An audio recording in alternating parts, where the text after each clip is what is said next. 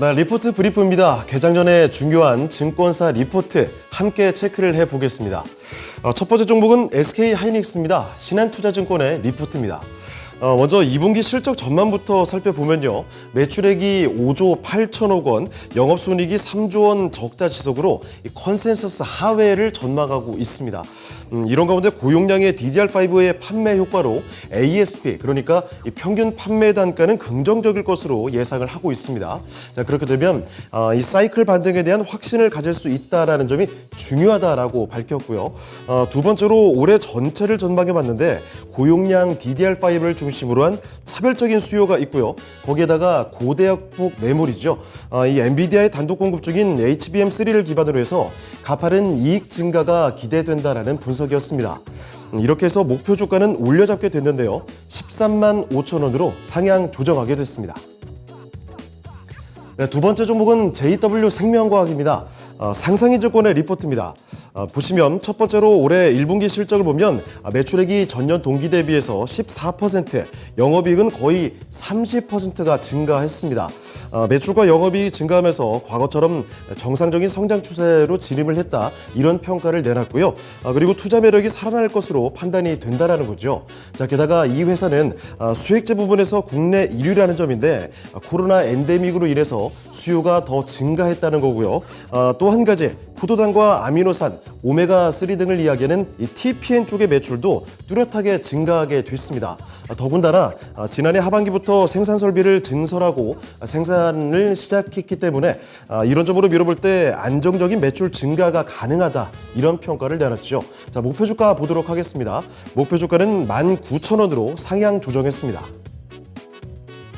자, 세 번째 종목은 감성코퍼레이션입니다.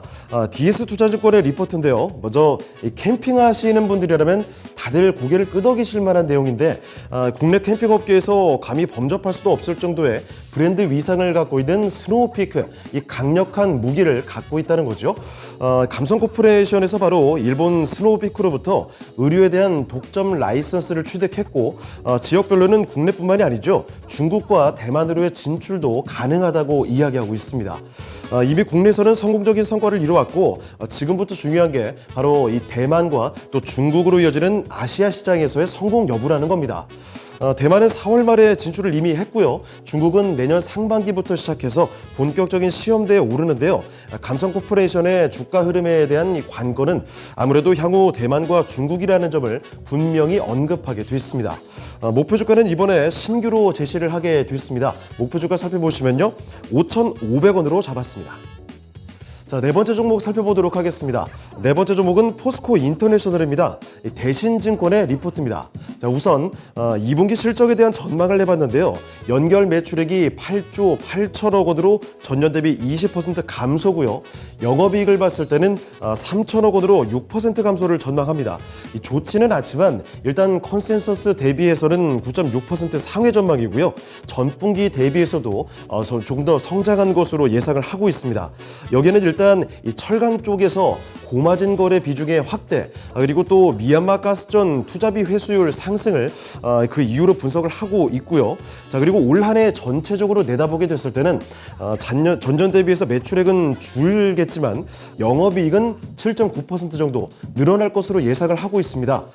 매크로 환경의 악화 국면이기는 하지만 철강의 고수익 제품 비중의 상승이라든지 아니면 또 투자 법인을 활용한 상대적으로 높은 이익 레벨이 가능하다라는 점까지 이렇게 이익 체력을 감안하게 되면 올해도 성장이 가능하다는 분석을 내놨습니다. 자, 목표 주가 보도록 하겠습니다. 자, 목표 주가는 37,000원으로 신규 제시하게 됐습니다. 네, 다섯 번째 종목은 하이트진로입니다. 하이트진로 IBK투자증권의 리포트입니다. 2분기 실적부터 살펴보겠습니다. 2분기 매출액은 전년 대비 소폭 늘어날 텐데요. 영업이익을 봤을 때는 35% 크게 줄어들 것으로 전망되고 있습니다. 컨센서스를 하회하게 되는 건데 다름이 아니라 맥주 신제품인 켈리의 출시 이후에 초기 시장 안착을 위한 공격적인 마케팅이 이어질 테니까 비용 투입은 불가피할 거란 이야기죠. 자, 거기다가 이런 점을 감안했을 때 이익 감소세는 당분간은 지속될 것이라는 전망을 내놨습니다.